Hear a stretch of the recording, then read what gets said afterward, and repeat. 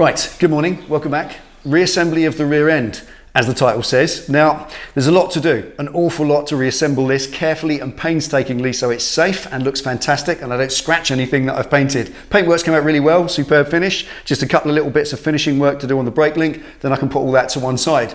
Now, all of that big old bench of stuff over there has got to be put into the back end in the right order. There is an awful lot to do. I've got to put all the rear suspension system back into place, grease and clean up the bearings in the short link, put my brand new gorgeous rear shock absorber in place, then a sprocket on the engine, a sprocket on the wheel, and then the swing arm in the bike, and the wheel in, and the chain on, and the brakes on, and the chain guard, and bleed up the brakes, and rebuild the caliper. And oh my goodness, there's still so much to do. Like I said, more than I can do in one video.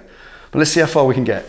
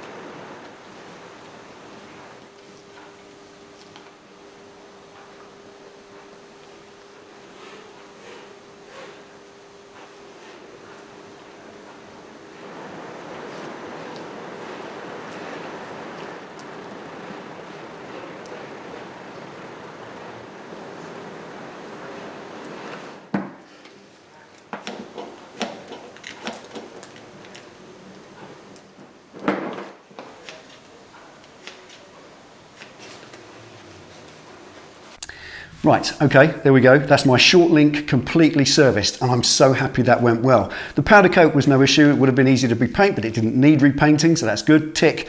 It was the bearings that were the big concern. Inside here, there are 9 tiny needle roller bearings, 4 across the front on the frame mount, 4 across the dog-bone mount, and 1 big one at the back in the shock mount, and they're all lovely. And that is thanks in no small part to these external grease nipples fitted underneath the casting, and there's one in the shock bolt itself. I mean, that bolt is amazing. It's been drilled down through that way, then drilled sideways that way, so that you can pump grease in the end of the bolt that squirts out the bolt and into the bearing. The little cap that it sits in, this little sleeve, that has a hole in it. And that allows the grease to come out that hole and then grease the rollers. So as a maintenance schedule, if you own one of these Hinckley bikes, this kind of thing will keep it on the road. You won't ever have to replace all those bearings. Can you imagine the cost? 9 needle roller bearings, not least the workload. So that's done. I can fit that straight back in the bike, and I love it, the way that this is completely serviceable. Once again, clever triumph. Let's get it fitted.